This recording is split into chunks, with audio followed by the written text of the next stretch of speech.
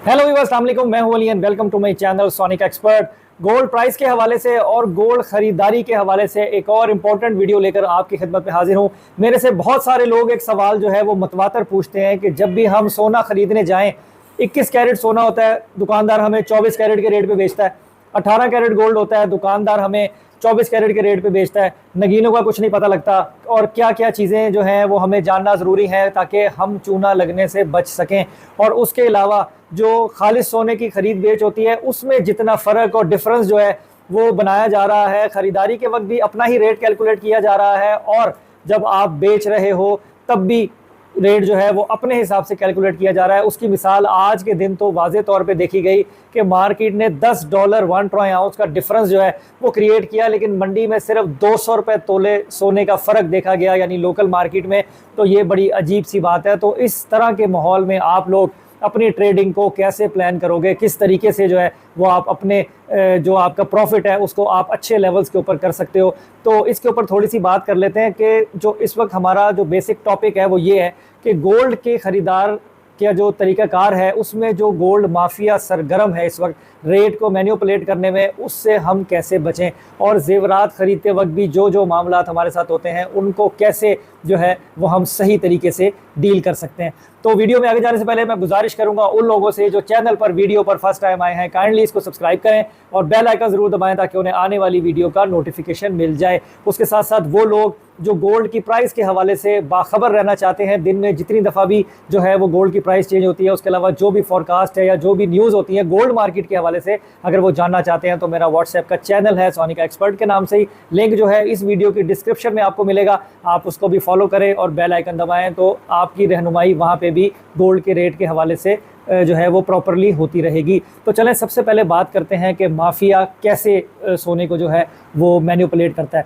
देखें, जैसे आज के दिन देखा कि आज के दिन आपकी मार्केट $3040 1 ट्राई आउंस पर चली गई और जो गोल्ड की कीमत कैलकुलेट हो रही थी, और जब ये मंडी वापस $3030 $3028 पर आई तो लोकल मार्केट में सिर्फ 200 रुपये तोले का फ़र्क पड़ा था।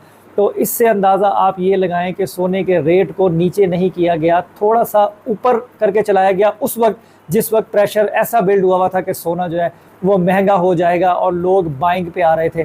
सुबह की जो फर्स्ट टाइम में रेशो थी वो थी 25-75 की, यानी 75% लोग जो है वो बेचने वाले थे और 25% लोग जो है वो खाली सोना ख़रीदने वाले थे। लेकिन आधा सेशन के बाद यानी आफ्टरनून के बाद जो है वो ये 50-50 की रेशो जो है वो बन गई थी। तकरीबन ख़रीदार भी थे और सेलर भी थे, तो रेट को इस तरीके से एडजस्ट किया गया। इसका कोई हल नहीं है। मैं ऐसे ही वीडियो लंबी करने के लिए कोई दूसरी चीज़ों की तरफ आपको घुमाऊँ। देखें, जो मार्केट में लोकल काम करने का जो तरीका कार है ना, आपको उसको ही फॉलो करके चलना है। हाँ, एक चीज़ में सिर्फ आप अपने आप को सेव कर सकते हो, वो है जो एक्स्ट्रा ख़र्चा प्योर गोल्ड का वेंडर आपसे चार्ज करता है या जो शॉपकीपर आपको खालिस सोना बेच रहा है या आपसे खालिस सोना ख़रीद रहा है, वो जो आपको चार्ज करता है वो आपको पता होना चाहिए और उसको आपको बारगेन करना है। उसके साथ साथ कि मार्केट में करंट सिचुएशन प्राइस की क्या चल रही है ये भी आपको पता होना चाहिए। आप 2-4 लोगों से रेट को कंफर्म करके, चाहे फिज़िकली मार्केट में मौजूद हो, 4-5 जूलर से रेट कंफर्म करके उसके बाद जिसके साथ भी आपने अपनी ट्रेड करनी हो तो आप उसको करें। गोल्ड की कीमत निकालने का तरीका मैं अभी 4-5 दिन पहले वीडियो बना के जो है वो मैं अपलोड कर चुका हूँ कि इंटरनेशनल मार्केट से आप खुद कैसे जो है वो तकरीबन 98% प्राइस जो है वो कैलकुलेट कर सकते हो कि क्या जो है वो है, तो ताकि आप शॉपकीपर से टैली कर सको क्या है कि वो जब आप ख़रीद रहे हो तो वो आपको महंगा बता रहा है या जब आप बेच रहे हो तो वो आपसे सस्ता ले रहा है। अब आते हैं ज्वेलरी की तरफ कि इस तरह का क्या फार्मूला या ऐसी क्या कैलकुलेशन आपको पता होनी चाहिए कि जिससे आप अपनी ज़ेवरात की ख़रीदारी को जो है वो सही दुरुस्त तरीके से कर सकें। देखें, सबसे अहम सवाल कि जी 18 कैरेट की ज्वेलरी को 24 कैरेट के रेट में बेचते हैं, उसका सिंपल और आसान तरीका आपको बताने लगूँ। ये वो चीज़ें हैं जो दुकानदार ज्वेलर हजरात आपको कभी भी नहीं बताएंगे, क्योंकि वहीं पे तो छोटे छोटे लूप होल्स हैं जहाँ पे अपनी कमाई को डबल या ट्रिपल किया जा सकता है।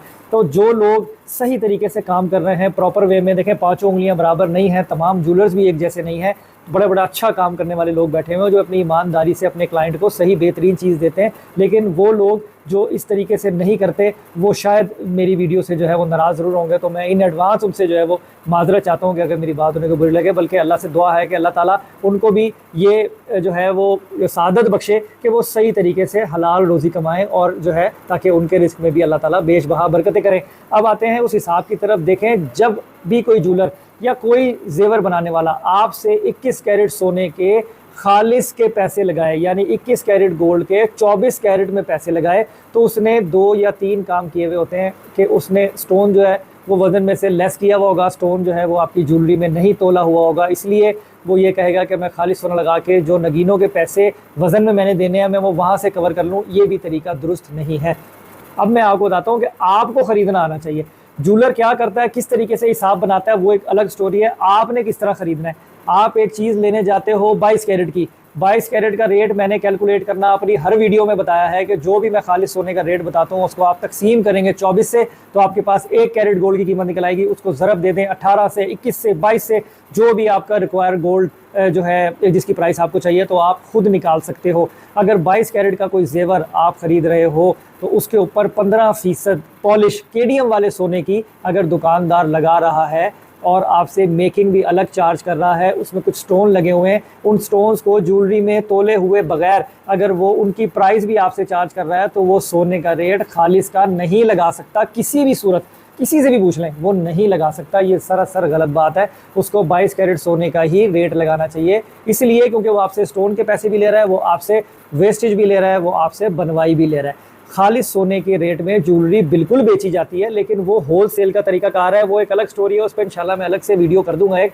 अभी मैं सिर्फ आपको एक जो नॉर्मल रिटेलर काम कर रहे होते हैं मैं उनका तरीकाकार आपको बताना चाह रहा हूँ, सिखाना चाह रहा हूँ कि अगर आपसे 21 कैरेट या 22 कैरेट जेवर के पैसे खालिस सोने के हिसाब से दुकानदार मांगता है तो ना ही उसको बनवाई लेनी चाहिए, ना ही उसको पॉलिश लेनी चाहिए। उसको टोटल वज़न तोल के आपको खालिस सोने का रेट लगा के वो पुर्जा दे देना चाहिए, फिर तो ये बात समझ में आती है। लेकिन अगर वो खालिस सोने का रेट भी लगा रहा है और सोना भी आपको 22 कैरेट दे रहा है, वेस्टेज भी ले रहा है, मजदूरी भी ले रहा है, तो ये गलत बात है। आपने अपनी डील को ऐसे क्लोज नहीं करना।